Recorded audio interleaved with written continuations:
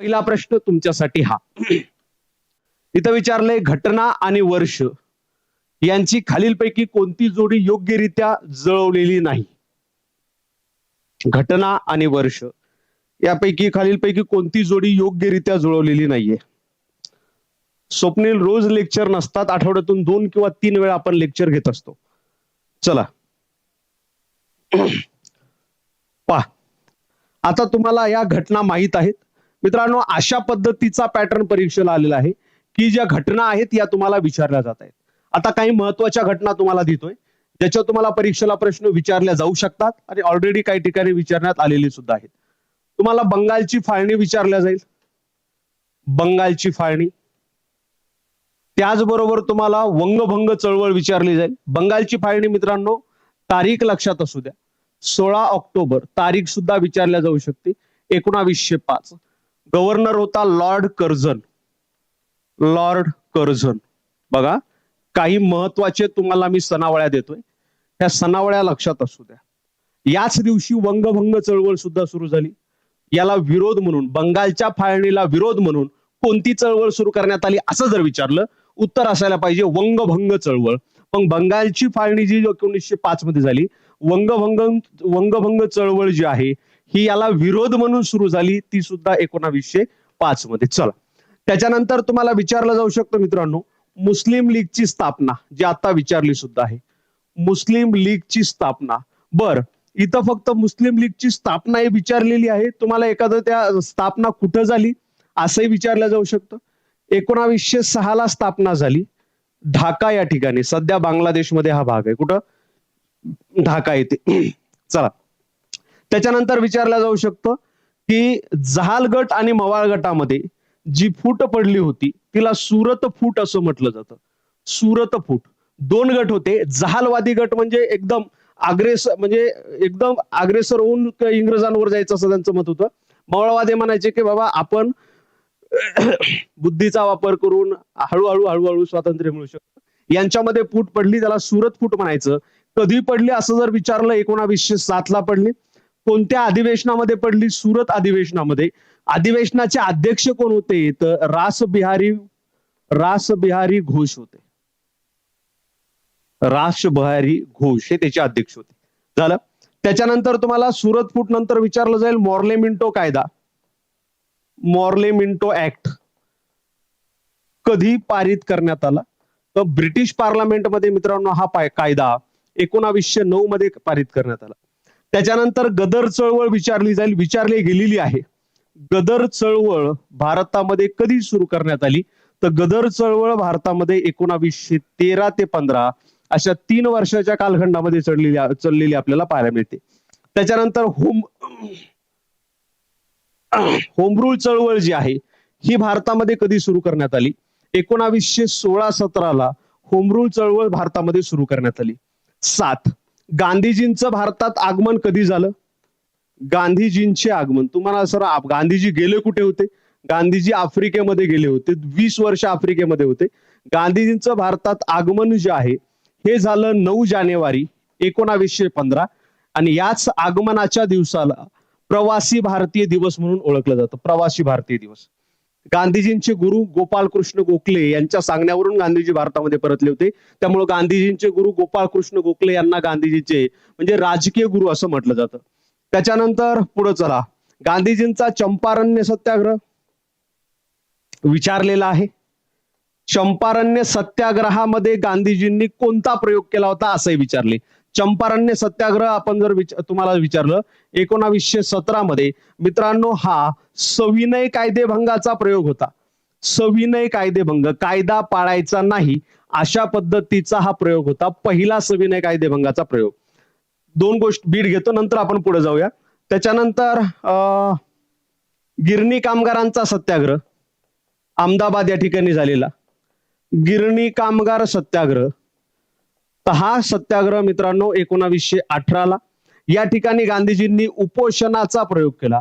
गांधीजींचा भारतातील पहिला उपोषणाचा प्रयोग होता. पहिला उपोषणाचा प्रयोग. भरपूर झालं. एक शेवटचा घेतोय. शेतकऱ्यांसाठी जो सत्याग्रह केला होता 11 नंबर, खेडा सत्याग्रह ज्याला आपण म्हणतो. खेडा सत्याग्रह गांधीजींनी कोणत्या वर्षी केला असं जर विचारलं तर खेडा सत्याग्रह गांधीजींनी 1918 ला केला. आणि मित्रांनो हा पहिला असहकार प्रयोग होता. असहकार प्रयोग होता. असो, त्याच्यानंतर आणखी ज्या काही घडामोडी आहेत त्या आपण कंटिन्युअसली आता जसे प्रश्न येतील त्या पद्धतीने आपण ते पाहत चलू. ठीक आहे. हा एक आणखी एक रोलेट ऍक्ट वर प्रश्न आहे. 12 नंबर खूप वेळा आलेला आहे. रौलेट ऍक्ट हा 1919 आहे. गांधीजींनी यांना काळा कायदा म्हणून संबोधलं होतं. गांधीजींनी कोणत्या कायद्याला काळा कायदा असं संबोधलं तर रोलेट ऍक्टला काळा कायदा असं संबोधलं. कोणी? गांधीजी. चल मग या प्रश्नाचं उत्तर बघा. पहिले स्वातंत्र्य युद्ध 1857 कोण म्हटलं होतं तर विनायक दामोदर सावरकर, स्वातंत्र्यवीर सावरकर यांनी 1857च्या उठावाला पहिलं स्वातंत्र्य युद्ध म्हटलं होतं. हे बरोबर आहे. मुस्लिम लीगची स्थापना 1910 नाही 1906 आहे. हे चुकीचं आहे.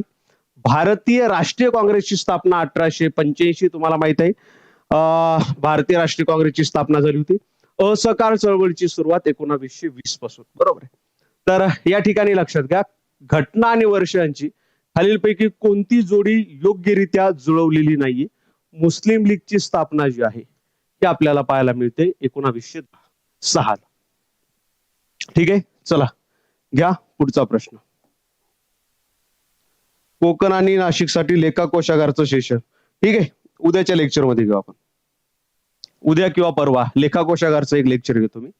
अगोदरचे झालेले प्रश्न कृपया मला एकदा पाठवून ठेवा. माझा आयडी तुमच्याकडे आहे, नंबर आहे. चला. भारतीय राज्यघटनेच्या कोणत्या घटना दुरुस्तीद्वारे संविधानात मूलभूत कर्तव्य जोडण्यात आली? चला फास्ट. मूलभूत कर्तव्य कोणत्या घटना दुरुस्तीने जोडण्यात आली? चला फास्ट.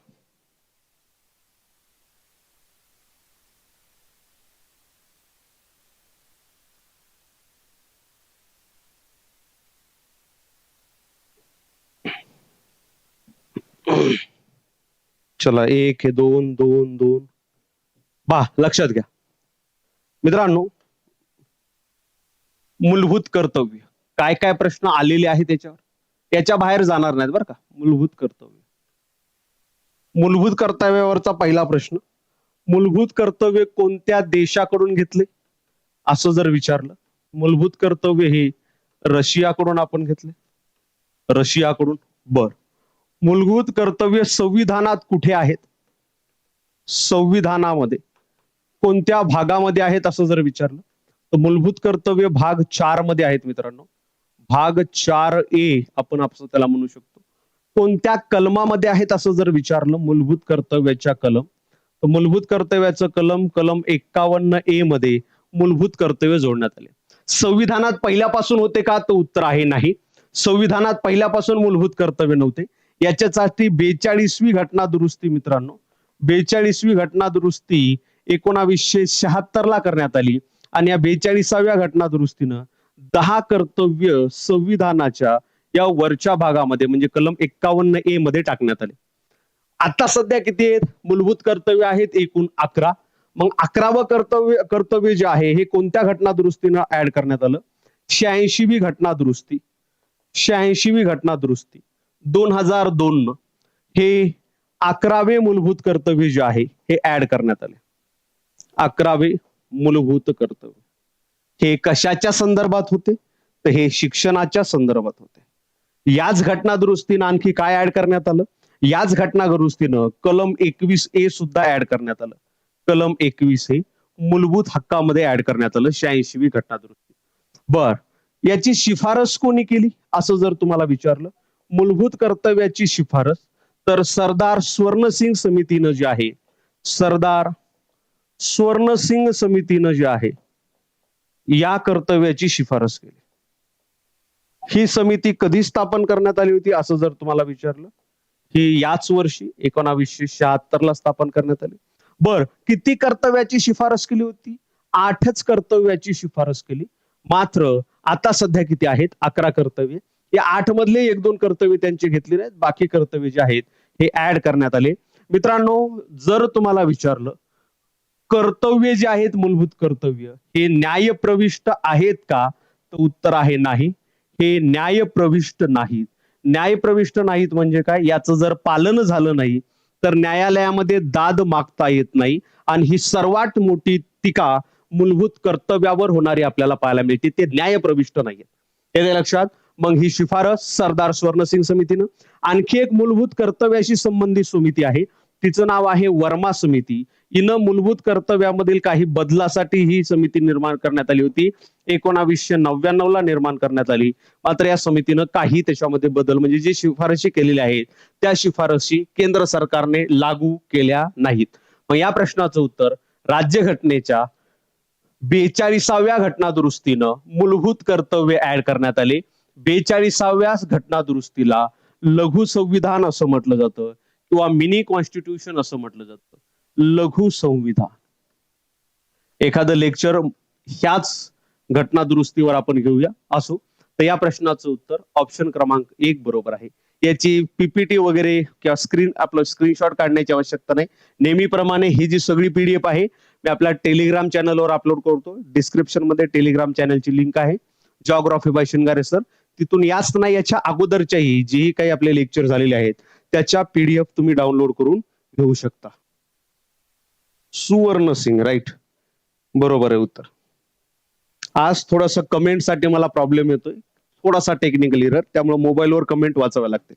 चला घ्या पुढचा प्रश्न. हे किती दुसरा प्रश्न झाला. हा, हे आहेत 11 मूलभूत कर्तव्य. मूलभूत कर्तव्याला 1, 2, 3, 4 अशी नंबरिंग नाहीये राज्यघटनेमध्ये. ABCDEFG HIJK. तर मित्रांनो लक्षात घ्या, हे जे के आहे 86व्या घटना दुरुस्तीनं हे मूलभूत कर्तव्य कलम 51A असं तुम्ही त्याला म्हणू शकता. जो जन्मदाता असेल किंवा पालक असेल त्याने आपल्या अपत्याला म्हणजे ज्या लेकराला तो सांभाळतोय त्याच्या वयाच्या 6व्या वर्षापासून ते 14 वर्षापर्यंत शिक्षणाची संधी उपलब्ध करून देणं हे पाल्यांचं पालकांचं आपल्या म्हणजे आपलं भारतीय नागरिकाचं मूलभूत कर्तव्य हे आपल्याला 86व्या घटना दुरुस्तीने ऍड केलेलं पाहायला मिळतं. चला या पुढच्या प्रश्नाकडे. पुढचा प्रश्न हा, नाबार्डचे पूर्ण रूप काय आहे? याचा अर्थ तुम्हाला ज्या सरकारी वित्तीय संस्था आहेत त्याच्या संदर्भात प्रश्न विचारले जात आहेत. तर याच्याशी लिंक आपण कंटेंट बघणार आहोत. चला उत्तर द्या फास्ट.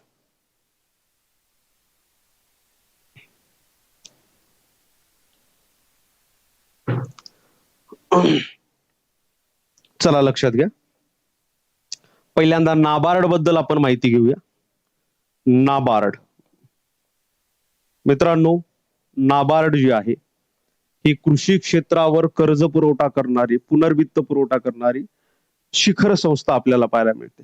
बरं, त्याच्याबद्दल आपण शेवटी बघू. पहिल्यांदा नाबार्डचा फुल फॉर्म लक्षात घ्या. नाबार्डचा फुल फॉर्म होतो नॅशनल बँक फॉर ऍग्रिकल्चर आणि रोड डेव्हलपमेंट. नाही, रोड चुकीचं आहे. National Bank for Agriculture and rural Development. त्याच्यानंतर National Bank for agrarian and rural development हेही नाहीये. त्याच्यानंतर नॅचरल ब्युरो ऑफ हेही नाहीये. याचा अर्थ ऑप्शन क्रमांक 2 जे आहे ते ऑप्शन क्रमांक 2 बरोबर आहे. National Bank for Agriculture and rural development. बर, ही जी नाबार्ड आहे या नाबार्डची स्थापना तुम्हाला विचारली जाऊ शकते. याची स्थापना कधी झाली? नाबार्डची स्थापना दिनांक विचारण्यात आलेला आहे. तर 12 जुलै 1982 ला नाबार्डची स्थापना झालेली आपल्याला पाहायला मिळते. कोणत्या कायद्यानुसार झाली? तर नाबार्ड ऍक्ट. मित्रांनो, कधीचा आहे असं जर तुम्हाला विचारलं तर नाबार्ड ऍक्ट 1981 नुसार नाबार्डची स्थापना झाली. नाबार्डचं मुख्यालय कुठं आहे? तर नाबार्डचं मुख्यालय जे आहे हे आपल्याला पाहायला मिळतं मुंबई या ठिकाणी. कुठे? मुंबई या ठिकाणी. बर, शिफारस कोणी केली स्थापनेची? शिफारस नाबार्डच्या स्थापनेची शिफारस कोणत्या समितीनं केली असं तुम्हाला विचारलं जाऊ शकतं. तर हिची शिफारस जी आहे ही नरसिंहमन समितीनं केलेली आपल्याला पाहायला मिळते. ठीक आहे. चलो, नाबार्डचं कार्य जर तुम्हाला विचारलं, कार्य काय आहे, तर कृषी आणि ग्रामीण क्षेत्राला पुनर्वित्त म्हणजे कृषी आणि ग्रामीण क्षेत्राला वित्त पुरवठा करणे. कृषी व ग्रामीण क्षेत्राला वित्त पुरवठा करणे. मित्रांनो, नाबार्ड जी आहे ही पुनर्वित्त पुरवठा करणारी संस्था आहे.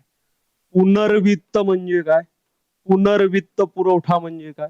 तर मित्रांनो, नाबार्ड डायरेक्टली शेतकऱ्याच्या हातामध्ये पैसे देत नाही. तुम्ही ऐकलंय का एखाद्या शेतकऱ्याचं नाबार्ड मध्ये खातं आहे, नाबार्ड मधून अनुदान आले नाही. या ठिकाणी आरबीआय जी आहे ही आरबीआय या दोन क्षेत्रासाठी नाबार्डकडे पैसे देते आणि नाबार्ड जे आहे हे पैसे वेगवेगळ्या वित्तीय संस्था असतील, सहकारी बँका असतील, बघा जे जिल्हा सहकारी बँक वगैरे यांना हा पैसा पुरवला जातो. हा बँकांना पैसा पुरवला जातो आणि तिथून तो पैसा जो आहे हा कृषी क्षेत्र व ग्रामीण क्षेत्राला पोहोचवला जातो. म्हणून नाबार्ड जी आहे ही पुनर्वित्त पुरवठा करणारी संस्था म्हणून ओळखली जाते.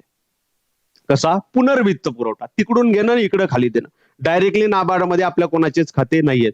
आता याला अनुसरून काही फुल फॉर्म तुम्हाला विचारले जातील. ते फुल फॉर्म तुम्हाला येतात का लक्षात घ्या. ज्यांना माहित असेल कमेंट मध्ये फुल फॉर्म लिहा. आयसीआयसीआय बँकेचा फुल फॉर्म काय? आयसीआयसीआय बँकेचा फुल फॉर्म काय? बर, तुम्हाला विचारलं जाईल आयडीबीआय बँकेचा फुल फॉर्म काय? सरकारी बँक आहेत या, काहीतरी याचा पर्पज आहे स्थापनेमागे, म्हणून याचा फुल फॉर्म विचारला जाऊ शकतो. सिडबी ज्याला आपण म्हणतो, SIDBI, सिडबीचा फुल फॉर्म काय आहे?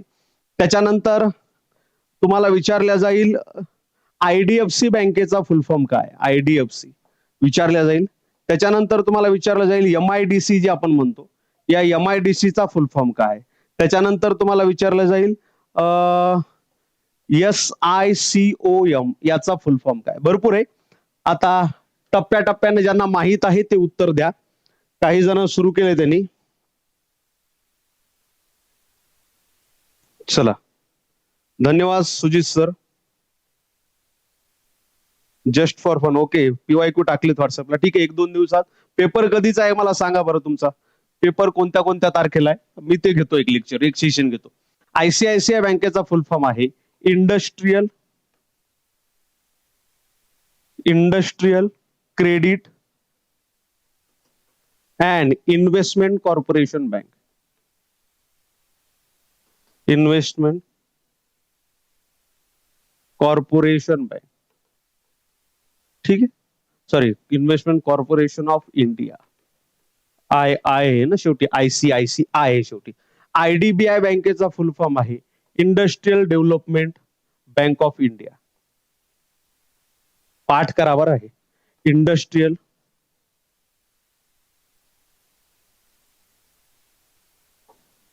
Development Bank of India.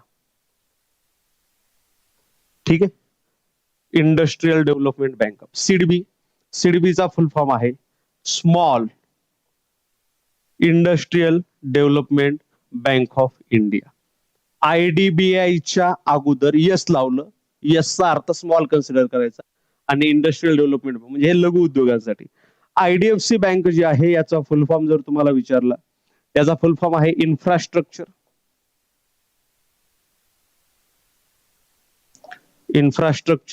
Development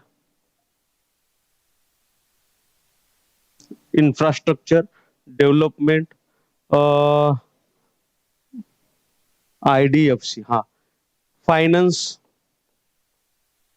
corporation. ठीक. MIDC चा फुल फॉर्म आहे Maharashtra, M for Maharashtra industrial development corporation bank.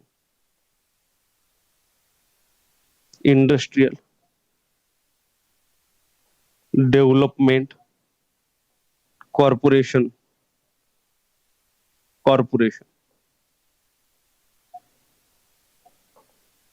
आणि SICOM ज्याला आपण सिकॉम म्हणतो, state industrial and investment corporation of Maharashtra. Corporation of OM आहे ना, ऑफ महाराष्ट्र. चलो, भरपूर झाले. तर हे असे काही तुम्हाला विचारल्या जाऊ शकते, तर हे लक्षात घ्यावा. हे मी IMP आहे, म्हणजे जे अगोदरही काही परीक्षेला विचारले गेलेले आहे, त्यामुळे ते देतोय. चला, राईट. 2 मे अमरावती, 5 मे कोकण. ओके, ठीक आहे. आज किती तारीख आहे? आज 28, 29, 30, 1, 2, 30 तारखेला घेऊया लेक्चर. ठीक आहे, 30 तारखेला घेऊया लेक्चर 100%. चला, मग या प्रश्नाचं उत्तर ऑप्शन क्रमांक 2. येऊया आपण पुढच्या प्रश्नाकडे. ब्रिटिश संसदेने ऑगस्ट रिकामी जागामध्ये भारत सरकार कायदा मंजूर केला. भारत सरकार कायदा मंजूर केला. सांगा, भारत सरकार कायदा म्हणा किंवा भारत शासन कायदा म्हणा, सांगा कधी मंजूर केला. काही घटनात्मक तरतुदी लक्षात घ्या. ब्रिटिशांच्या घटनात्मक तरतुदी इथं मी लिहितोय, घटनात्मक तरतुदी, ज्याच्यावर परीक्षेला प्रश्न आलेले आहे. घटनात्मक तरतुदी, काही घटनात्मक बदल ब्रिटिशांनी जे केले होते त्याच्यामध्ये सुरुवात करूया गांधी आयर्विन करारापासून. गांधी आयर्विन करार कधी झाला असं जर तुम्हाला विचारलं, याच करारानुसार भगतसिंग, राजगुरू, सुखदेव यांना फाशी देण्यात आली होती. तर हा करार मित्रांनो 1931 ला झाला. याच कराराला दिल्ली करार असं सुद्धा म्हणतात. कोणता करार? दिल्ली करार असं सुद्धा म्हणतात. आणि या करारानंतर सविनय कायदेभंग जी आहे ही चळवळ ही बंद झाली. नंतर त्याचा दुसरा टप्पाही सुरू केला होता, चळवळ शांत झाली असं म्हणतो. बरोबर आहे. त्याच्यानंतर दुसरा टप्पाही केला होता. मात्र इथं या करारानुसार गांधीजींनी चळवळ थांबवणार असं सांगून टाकलं. गांधी आयर्विन करार. 2 मागण्या, म्हणजे बाकी मागण्या इंग्रजांनी मान्य केल्या, मात्र 2 मागण्या, ज्यापैकी एक मागणी होती भगतसिंग, राजगुरू, सुखदेव यांच्या फाशीची, गांधीजींनी खूप प्रयत्न केले, मात्र इंग्रजांनी ती मागणी मान्य केली नाही. म्हणजे त्यांना असं वाटायचं की जर यांना आपण माफ केलं तर आणखी यांच्यासारखे बरेचसे उठतील, बऱ्याच ठिकाणी क्रांतिकारक तयार होतील आणि कोणाकोणाला आपण दाबणार. त्यामुळे त्यांनी या करारामध्ये ती मागणी जी आहे भगतसिंग यांची फाशी रोखण्याची, ही मागणी मान्य केली नाही. त्याच्यानंतर मग आला भारत सरकार कायदा किंवा भारत शासन कायदा. तुम्हाला माहित आहे, या कायद्यापासून जवळपास आपल्या राज्यघटनेमध्ये 50 ते 60% तरतुदी याच कायद्याच्या आहेत. 1935 ला हा कायदा ब्रिटिश पार्लमेंटमध्ये पारित करण्यात आला. भारत शासन कायदा म्हणायचं त्याला. 3 नंबर. 1935 नंतर थोडस आपण पुढे जाऊया.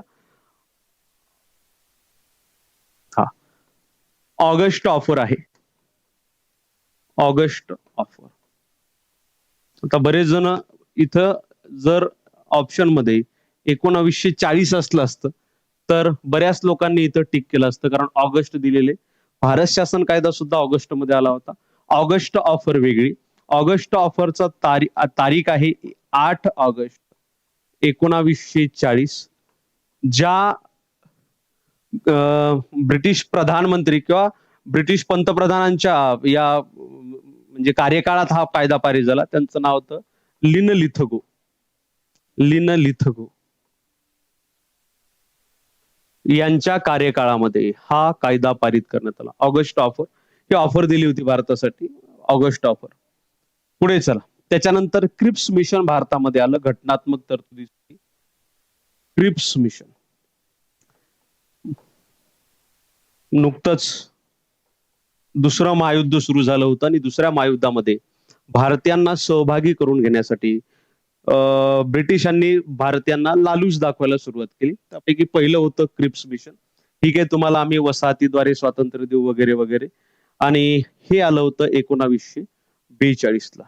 गांधीजींनी कोणत्या कायद्याला किंवा गांधीजींनी कोणत्या घटनात्मक सुधारणाला, ब्रिटिशांनी केलेल्या घटनात्मक सुधारणाला बुडत्या बँकेवरील पुढील तारखेचा चेक असं म्हटलं. बुडत्या बँकेचा पुढील तारखेचा चेक.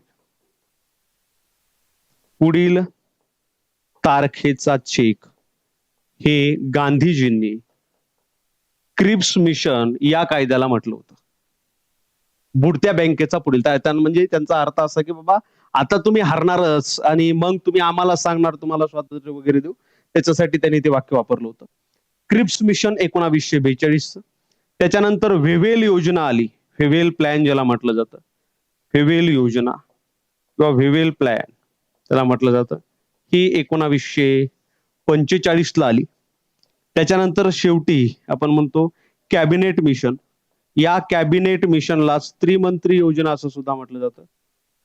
कॅबिनेट मिशन, त्याला कॅबिनेट प्लॅन तुम्ही म्हणा किंवा त्रिमंत्री योजना म्हणा. ब्रिटिश पार्लमेंट मधले 3 मंत्री हे या मिशनचे प्रमुख होते.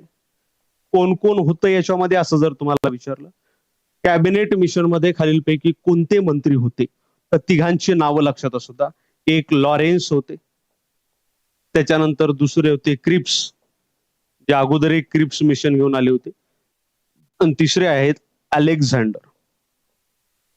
अलेक्झांडर, ठीक, हे 3 मंत्री. त्याच्यानंतर 7वी भारत फाळणी, भारत आणि पाकिस्तानची फाळणी ज्या योजनेनं झाली त्याचं नाव आहे माउंट बॅटन योजना. माउंट बॅटन योजना शेवटची ब्रिटिशांनी आणलेली, जून 1947 ला आणली. आणि कोणत्या योजनेने भारत आणि पाकिस्तानची फाळणी झाली, तर भारत पाकिस्तानची फाळणी ही याच योजनेने झाली, माउंट बॅटन योजना. असो, तुम्हाला इथं काय विचारले, ब्रिटिश संसदेने हे तुम्हाला कन्फ्यूज करण्यासाठी रिकामी जागामध्ये भारत सरकार कायदा शब्द आला, तर 1935 जे आहे हे राईट करायचं. 1935 मॉर्ले मिंटो मॉन्टेग्यू चेम्सफोर्ड हेही कायदे 1909 1919 या काळामध्ये आलेले आपल्याला पाहायला मिळतात. ठीक आहे, चला इथपर्यंत कोणाला काय अडचण आहे का? चला, जे मुलं नवीन जॉईन झालीत लेक्चरला लाईक करा. तुमचे मित्र कोणी जर या परीक्षेची तयारी करणार असेल तर नक्कीच त्यांना शेअर करा. जर प्रतिसाद व्यवस्थित राहिला तर आपण ही सिरीज आणखी कंटिन्यू ठेवू, जेणेकरून तुमच्या सगळ्यांना याचा फायदा होईल. चला घ्या पुढचा प्रश्न. पुढचा प्रश्न तुमच्या समोर हा, महाराष्ट्रातील बहुतांश वनक्षेत्रात कोणत्या प्रकारची जंगले आहेत?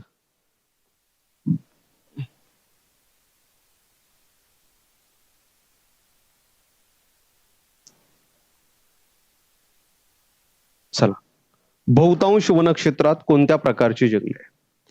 मित्रांनो, महाराष्ट्रामध्ये जी जंगले आहेत या जंगलांची एकूण 6 प्रकार पडतात. लक्षात घ्या, या जंगलांची एकूण 6 प्रकार पडतात. पहिला प्रकार आहे, लक्षात घ्या, ओळखायचं कसं, कुठं कशी जंगले, एकूण 6 प्रकार पडतात. पहिला प्रकार आहे उष्ण कटिबंधीय सदाहरित वने. दुसरा प्रकार आहे उष्ण कटिबंधीय, ओळखायचं कसं तेही सांगतो, निम सदाहरित वने. प्रकार लिहून घ्या अगोदर. आणि वनरक्षक म्हणल्यावर हे तुम्हाला पाठच पाहिजे. 3 नंबर उपोष्ण कटिबंधीय सदाहरित वने. उपोष्ण कटिबंधीय सदाहरित वने. त्याच्यानंतर 4 नंबर आर्द्र पानझडी वने. 5 नंबर शुष्क पानझडी वने. शुष्क पानझडी वने. आणि 6 नंबर आहे काटेरी वने. काटेरी वने. आता या वन प्रकारापैकी वरच्यामध्ये समशीतोष्ण सूचीपर्णी वेगळं नाव आहे, हे महाराष्ट्रात नाहीच, हेही गेलं. त्याच्यानंतर बोरियल प्रकारची वने, हेही महाराष्ट्रात नाही, हेही गेलं.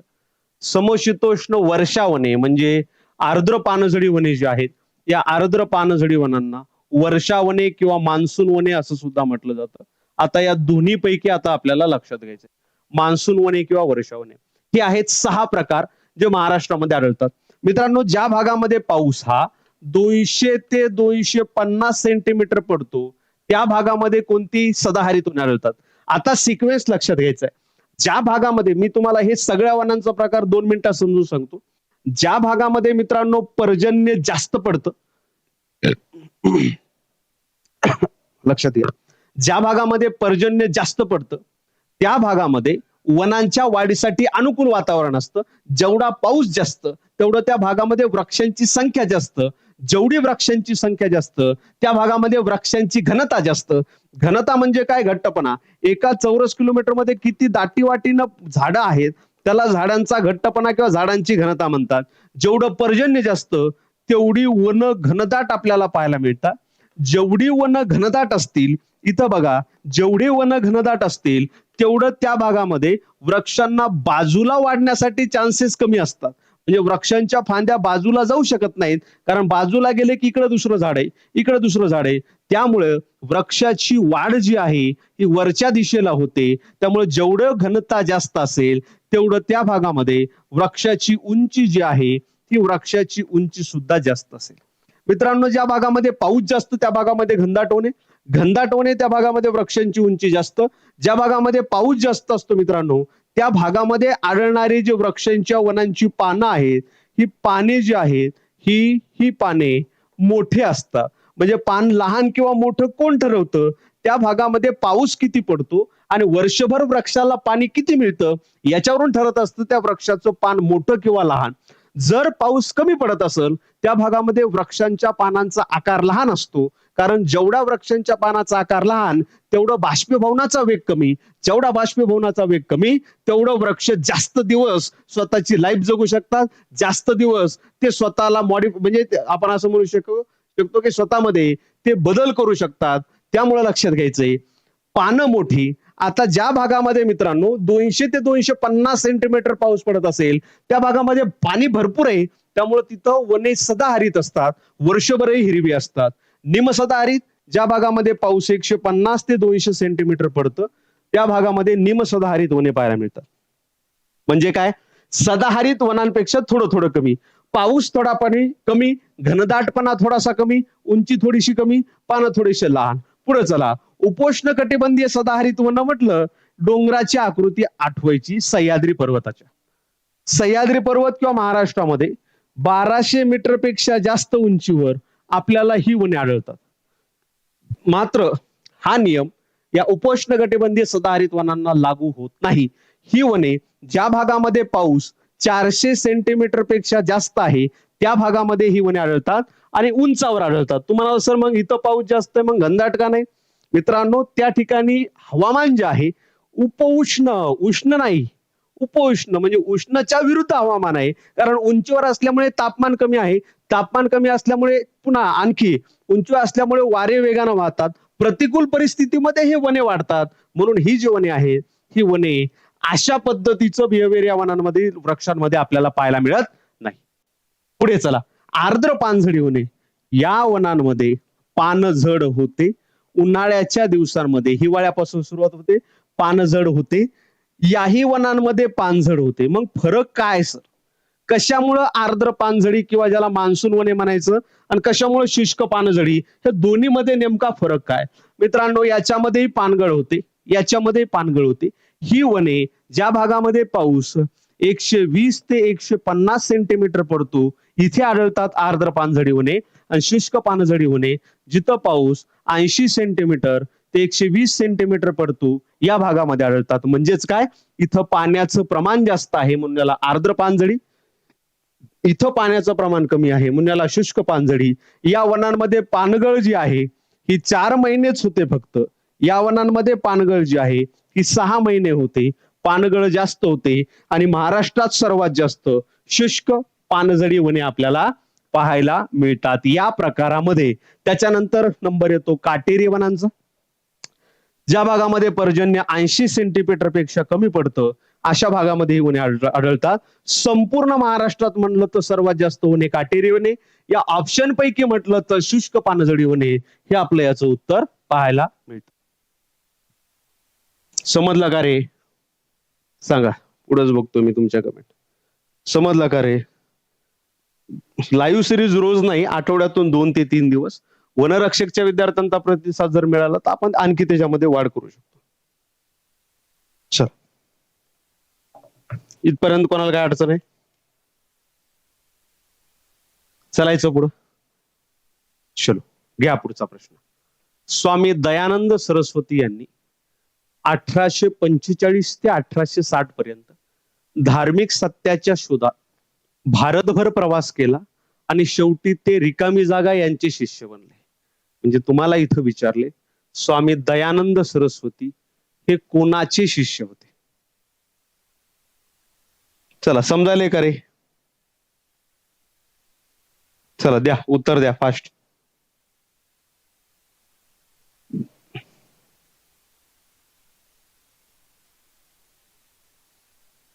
चलो,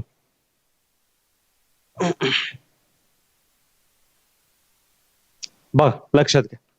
आता स्वामी दयानंद सरस्वती यांच्यावर विचारले जाणारे प्रश्न एवढं जरी केलं तरी याच्या बाहेरचा प्रश्न येणार नाही. स्वामी दयानंद सरस्वती, काय काय प्रश्न आलेले आहेत आणि काय काय विचारले जाऊ शकतात. मित्रांनो, स्वामी दयानंद सरस्वती यांचा जन्म विचारला गेलेला आहे. स्वामी दयानंद सरस्वती यांचा जन्म 20 सप्टेंबर 1824 रोजी कुठे झाला? टंकारा या ठिकाणी झाला. गुजरात राज्यामध्ये आपल्याला हे पाहायला मिळतं, टंकारा. भरूच जवळ आपल्याला हा टंकारा पाहायला मिळतो.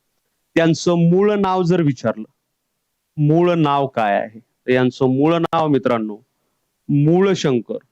नावामध्येच आहे मूळ. मूळशंकर करसनदास तिवारी.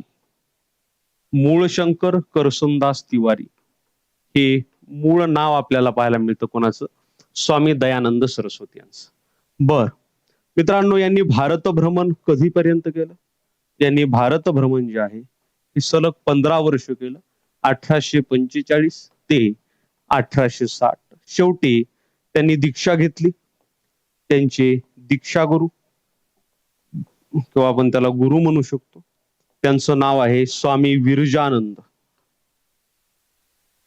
स्वामी विरजानंद. कुठे यांनी दीक्षा घेतली? तर मित्रांनो मथुरा या ठिकाणी त्यांनी दीक्षा घेतली. ठीक आहे, पुढं. त्याच्यानंतर मित्रांनो यांचं कार्य लक्षात घ्या. यांनी आर्य समाजाची स्थापना केली. हा खूप वेळा रिपीट झालेला प्रश्न आहे. आर्य समाजाची स्थापना केली. बर, कधी केली? तर मित्रांनो 1875 ला केली. कुठे केली? मुंबई या ठिकाणी केली. म्हणजे पूर्वी मुंबईला होतं, नंतर ते मुख्यालय लाहोर या ठिकाणी गेलेलं आपल्याला पाहायला मिळतं. लाहोरला त्यांनी ती आर्य समाज जो आहे हा शिफ्ट केला.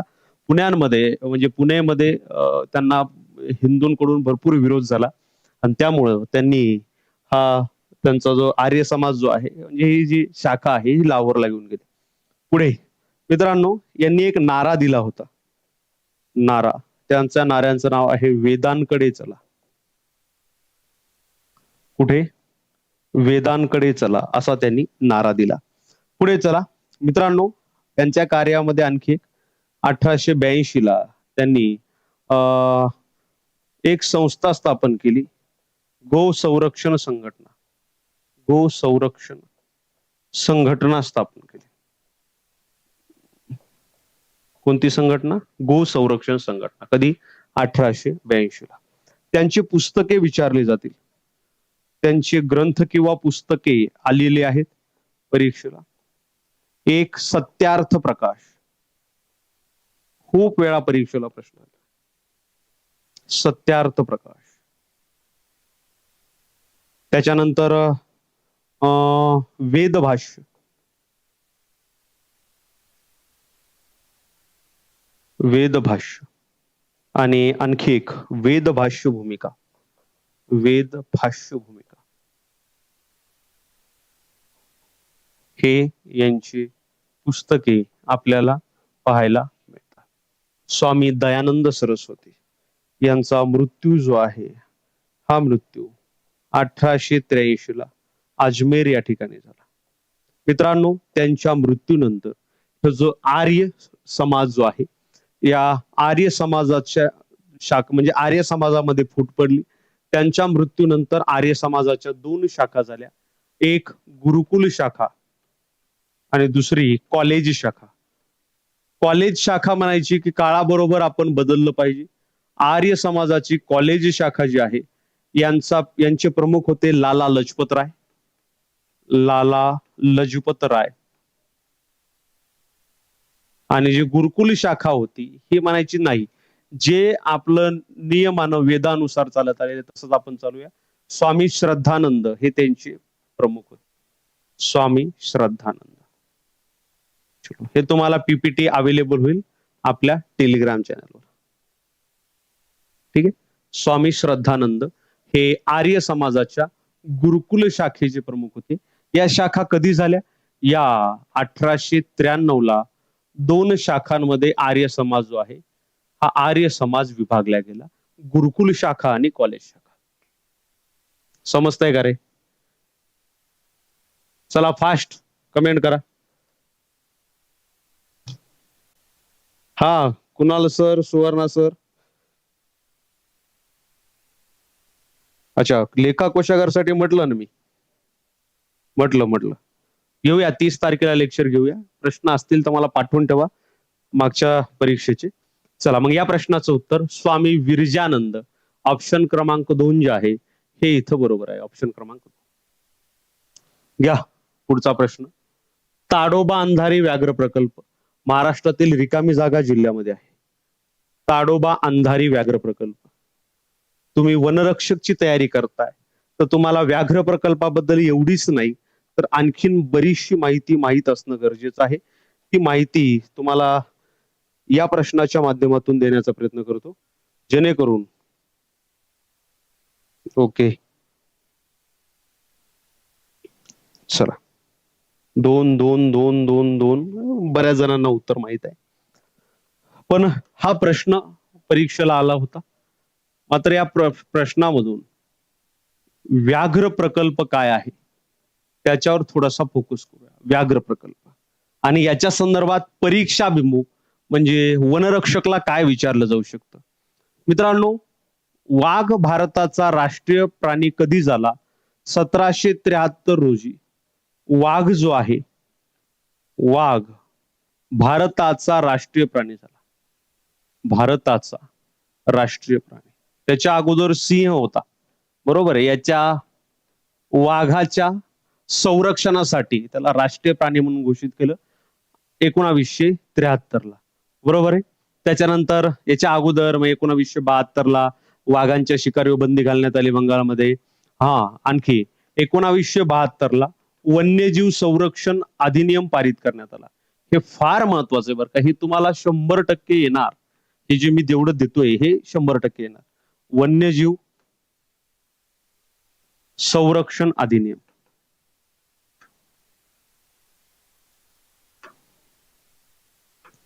वन्यजीव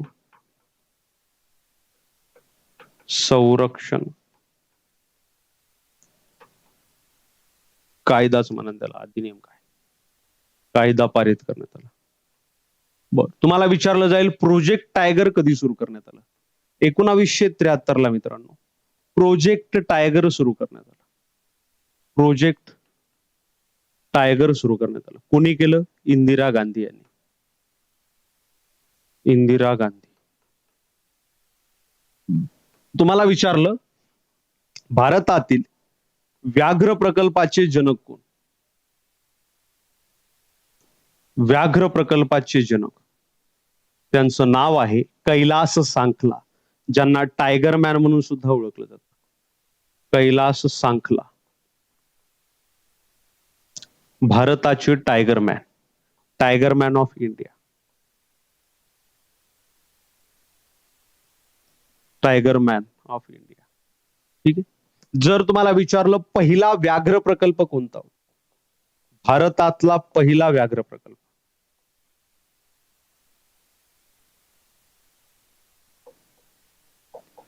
भारतामधला पहिला व्याघ्र प्रकल्प तर याचं उत्तर आहे जिम कार्बेट नॅशनल पार्क जो आहे. जिम कार्बेट यालाच भारत म्हणजे याच वर्षी 1973 रोजी 9 नॅशनल पार्कला व्याघ्र प्रकल्पाचा दर्जा देण्यात आला. जिम कार्बेट जे उत्तराखंड राज्यामध्ये आहे, हे भारतातलं पहिलं व्याघ्र प्रकल्प म्हणून घोषित करण्यात आलं 1973-74. महाराष्ट्रातील पहिला व्याघ्र प्रकल्प जर तुम्हाला विचारला, महाराष्ट्र, उत्तर आहे मेळघाट व्याघ्र प्रकल्प. हा पहिला व्याघ्र प्रकल्प. मेळघाट व्याघ्र प्रकल्प कधी सुरू झाला हा? हा सेम म्हणलं ना, 9 व्याघ्र प्रकल्प एकाच वेळी सुरू करण्यात आले. 1973लाच हा सुद्धा व्याघ्र प्रकल्प सुरू करण्यात आला. आता मी लेक्चर घेतोय. या दिवशी भारतामध्ये एकूण व्याघ्र प्रकल्प किती आहेत असं जर तुम्हाला विचारलं, एकूण व्याघ्र प्रकल्प म्हणजे सध्या मी लेक्चर घेतोय 2025ला, मे 2025, तर भारतात एकूण व्याघ्र प्रकल्पाची संख्या आहे ती म्हणजे 58. किती? 58. आणि 58वा व्याघ्र प्रकल्प कोणता असं जर तुम्हाला विचारलं तर मित्रांनो, माधव व्याघ्र प्रकल्प जो आहे हा 58वा व्याघ्र प्रकल्प. माधव पहिला एक व्याघ्र प्रकल्प होता, त्याचे 2 भाग केले, 2 विभाजित झाला आणि 58वा नवीन तयार करण्यात आला. हा कुठे आहे? मध्य प्रदेशमध्ये आपल्याला पाहायला मिळतो. हे झालं व्याघ्र प्रकल्पाच्या संदर्भात जे तुम्हाला माहित असायला हवंच. आता येऊया महाराष्ट्रातील व्याघ्र प्रकल्पावर. मित्रांनो, महाराष्ट्रामध्ये एकूण 6 व्याघ्र प्रकल्प आहेत. महाराष्ट्र एकूण व्याघ्र प्रकल्प 6. पहिला आहे मेळघाट व्याघ्र प्रकल्प. मेळघाट व्याघ्र प्रकल्प. त्याच्यानंतर दुसरा व्याघ्र प्रकल्प आहे ताडोबा अंधारी व्याघ्र प्रकल्प. हा दोन्ही देतो तुम्हाला, जिल्हेही देतो याच्याबरोबर. मेळघाट व्याघ्र प्रकल्प अमरावती जिल्ह्यामध्ये. त्याच्यानंतर ताडोबा अंधारी व्याघ्र प्रकल्प जो आहे हा चंद्रपूर जिल्ह्यामध्ये. चंद्रपूर जिल्ह्यामध्ये म्हणजे हा व्याघ्र प्रकल्प ताडोबा राष्ट्रीय उद्यान आणि अंधारी अभयारण्य या दोन्हीचा मिळून बनलेला आहे, म्हणून ताडोबा अंधारी. ताडोबा हे राष्ट्रीय उद्यान आहे आपल्याला माहिती आहे, आणि अंधारी हे अभयारण्य आहे, यांचा मिळून बनलेला आहे. त्याच्यानंतर पेंच व्याघ्र प्रकल्प 3 नंबर, नागपूर येथील पेंच व्याघ्र प्रकल्प. 3 झाले, नागपूर येतोय. नागपूर पेंच राष्ट्रीय उद्यानाचा समावेश याच्यामध्ये होतो. त्याच्यानंतर नवेगाव नागझिरा व्याघ्र प्रकल्प. नवेगाव नागझिरा हा गोंदिया जिल्ह्यामध्ये आहे. गोंदिया जिल्ह्यामध्ये. किती झाले? 4. त्याच्यानंतर सह्याद्री व्याघ्र प्रकल्प. सह्याद्री व्याघ्र प्रकल्प हा 3 ते 4 जिल्ह्यामध्ये विस्तारलेला आहे. रत्नागिरी असेल, कोल्हापूर असेल, सातारा या जिल्ह्यामध्ये हा विस्तारलेला आहे. आणि 6 नंबर सर्वात लहान व्याघ्र प्रकल्प, त्याचं नाव आहे बोर व्याघ्र प्रकल्प. कुठे? वर्धा जिल्ह्यामध्ये. बोर व्याघ्र प्रकल्प कुठे? वर्धा. ओके, चला या प्रश्नाकडे. प्रश्न काय विचारलाय? प्रश्न तुम्हाला विचारलाय ताडोबा अंधारी व्याघ्र प्रकल्प महाराष्ट्रातील रिकामी जागा जिल्ह्यामध्ये आहे. हा चंद्रपूर जिल्ह्यामध्ये, आणि एक राष्ट्रीय उद्यान आणि एक अभयारण्य यांचा मिळून बनलेला आहे ताडोबा अंधारी व्याघ्र प्रकल्प. चलो राईट. बऱ्याच जणांचं, जवळपास ऑलमोस्ट सगळ्यांचं बरोबर आहे. चला, इथपर्यंत कोणाला काय अडचण आहे? समजतंय का रे? एकदा कमेंट करा. समजतं का? चलायचं पुढं. घ्या पुढचा प्रश्न. ही पीपीटी मी अवेलेबल करून देणार आहे. खालीलपैकी कोणती संस्था भारतात चलन जारी करू शकते? चलन जारी करू शकते? कोणती संस्था भारतामध्ये चलन जारी करू शकते? चला, हा पीडीएफ टाकतो, आपल्या टेलिग्राम चॅनलला पीडीएफ टाकतो. हे एवढं होऊ द्या फक्त. मित्रांनो, याचं उत्तर आहे RBI, reserve bank of India. मित्रांनो, आरबीआय कडे चलन निर्मितीचे हक्क आहे, त्याचं कार्य आहे चलन निर्मिती करणे. चलन निर्मिती दोन करतात, एक आरबीआय चलन निर्मिती करते आणि एक भारत सरकारचं अर्थ मंत्रालय करतं. मात्र अर्थ मंत्रालयाला हक्क फक्त नाणी छापण्याचे आहे. नाणे छापू शकतं, पैसे वगैरे आपण जे म्हणतो एक म्हणजे नाण्यामध्ये 1 रुपया, 2 रुपये, 5 रुपये आणि 10 रुपये. आरबीआय जे आहे ह्या चलनी नोटा छापत असते, चलनी नोटा. बर, असं विचारलं, चलन निर्मिती जी आहे ही आरबीआयच्या अगोदर कोण करत होतं? तर ब्रिटिश भारत सरकार जे आहे यांच्याकडे चलन निर्मितीचा अधिकार होता. ब्रिटिश भारत सरकार आरबीआयच्या पूर्वी चलन निर्मिती जर कोण करत असेल तर तो ब्रिटिश भारत सरकारचा भाग होता. असो, हे पारंपरिक कार्य आहेत आरबीआयचे. रिझर्व्ह बँक ऑफ इंडिया विचारला गेलेला प्रश्न, स्थापना कधीची आहे? शिफारस कोणत्या आयोगानं केली? शिफारस. त्याच्यानंतर मुख्यालय कुठे आहे? त्याच्यानंतर राष्ट्रीयकरण कधी झालं? राष्ट्रीयकरण. आणि गव्हर्नर कोण आहेत? हे एवढं विचारलं जातं. चला, आरबीआयची स्थापना 1 एप्रिल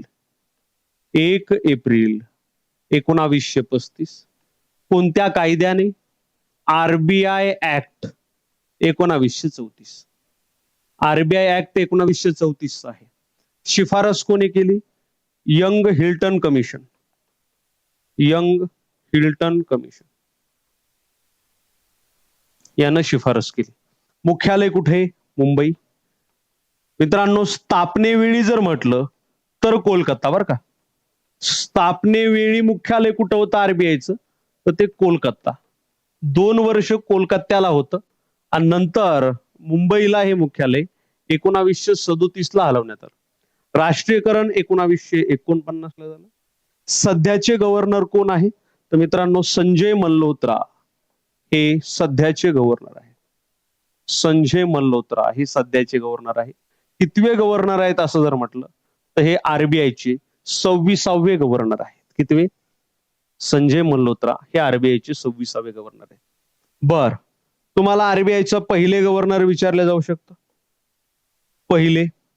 त्याच्यानंतर पहिले भारतीय गव्हर्नर सुद्धा विचारले जाऊ शकतील, पहिले भारतीय गव्हर्नर. सर्वाधिक काळ राहणारे गव्हर्नर विचारले जाऊ शकतील. पहिले गव्हर्नर म्हटलं तर ऑसबॉर्न स्मिथ. ऑसबॉर्न स्मिथ हे पहिले गव्हर्नर.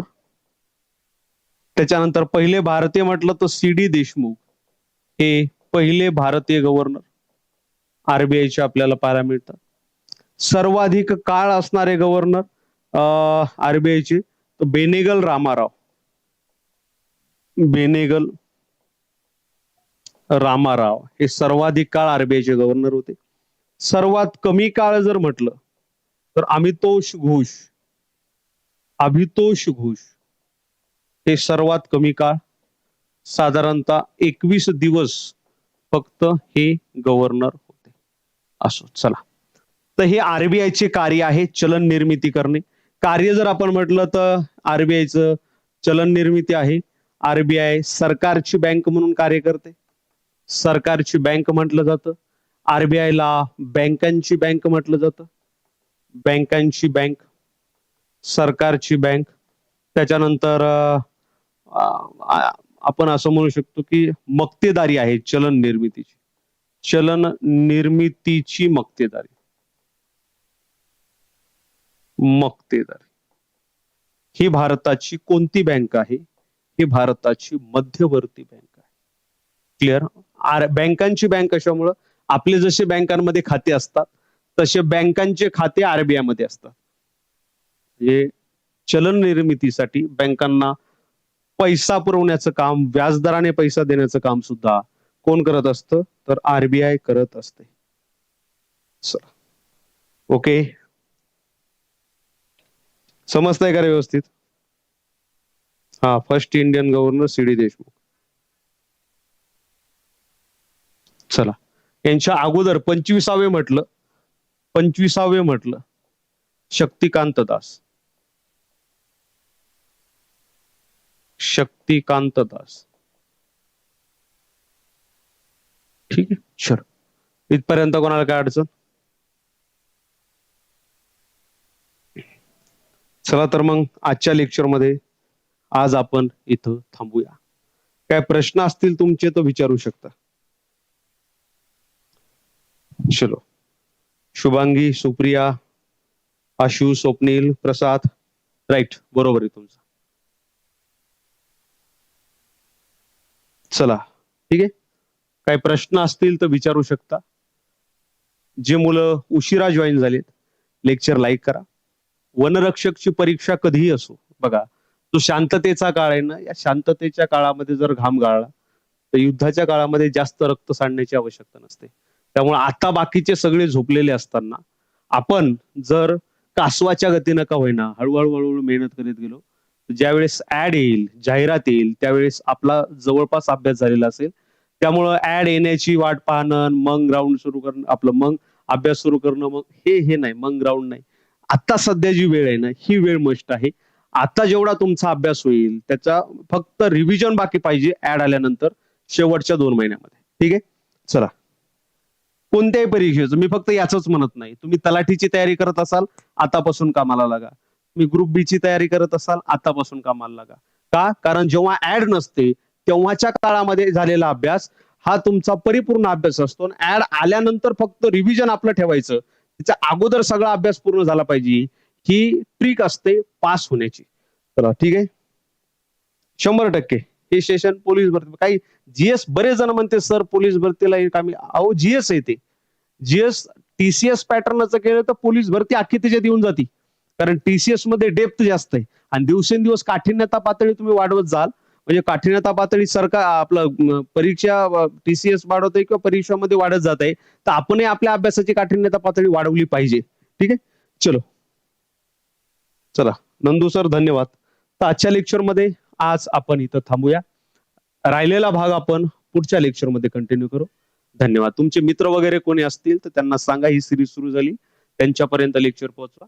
आणखी प्रतिसाद मिळाला तर आपण जास्तीत जास्त लेक्चर घेण्याचा प्रयत्न इथं करूया. ठीक आहे, चलो, पहिलं लेक्चर होतं आज या सिरीजचं. धन्यवाद.